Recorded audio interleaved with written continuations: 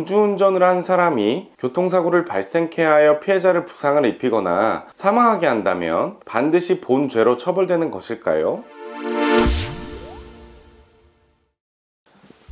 안녕하세요. 더드림 법률사무소의 정영재 변호사입니다. 오늘은 운전자가 술을 마시고 교통사고를 일으켜 피해자가 다치거나 사망할 경우에 교통사고 처리특례법에 따른 처벌이 아닌 특정범죄 가중처벌 등에 관한 법률 제5조의 11에서 규정하는 위험운전 치사상죄로 반드시 처벌되는 것인지를 알아보도록 하겠습니다.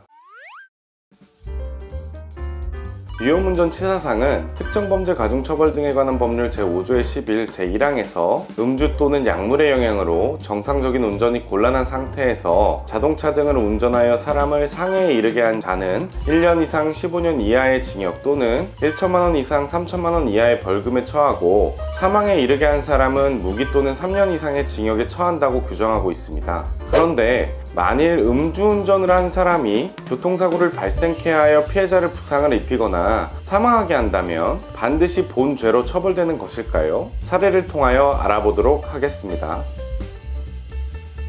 피고인 A씨는 친구와 함께 술집에서 맥주 한 병을 나눠 마신 다음에 피고인의 차량을 운전하여 골목길을 직진하다가 교차로에서 피해자를 들이받았습니다. 이에 검사는 위험운전 치사상죄로 피고인을 기소하였고 2심에서 위험운전 치사상죄로 인정하였으나 이에 피고인이 상고하여 대법원까지 올라가게 된 사건입니다. 대법원은 운전 차량 앞범퍼 부분으로 살짝 들이받게 되었던 사실, 피고인은 차에서 내려 피해자에게 왜 와서 들이받나 라고 말을 한 사실, 피고인은 피해자의 신고로 출동한 경찰관에게 동네 사람끼리 한번 봐달라고 하였지만 그럴 수는 없으니 경찰서에 가자는 경찰관의 지시에 순순히 응하여 순찰차에 스스로 탑승하여 경찰서까지 갔고 경찰서에서 조사를 받으면서 사고 당시 상황에 대한 자신의 주장을 정확하게 진술한 사실, 경찰관이 작성한 주치운전 정황 진술 보고서에는 언행상태란에 발음 약간 부정확, 보행상태란에 비틀거림이 없음,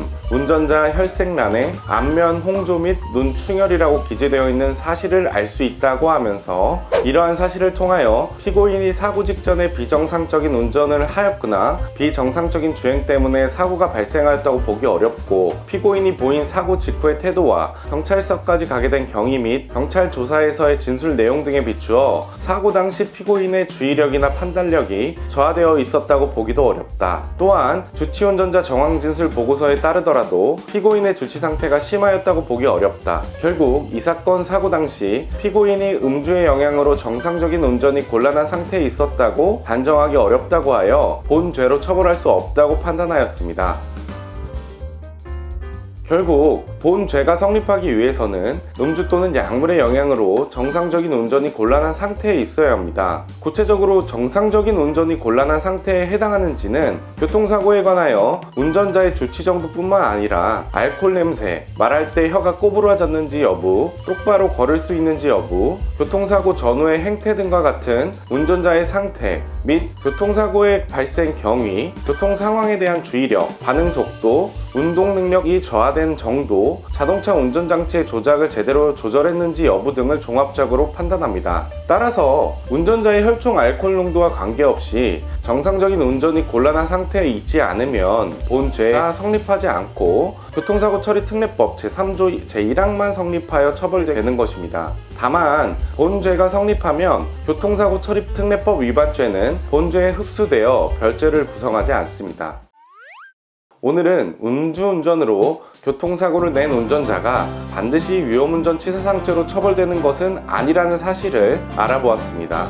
유사한 사례로 공경에 처하신 분이 계시다면 언제든지 저희 더드림TV 하단에 있는 댓글로 문의하여 주시기 바랍니다. 성실하고 정확한 수행으로 억울한 처벌을 받지 않도록 하겠습니다. 오늘은 여기까지고요. 다음에도 유익한 정보로 찾아뵙도록 하겠습니다. 감사합니다.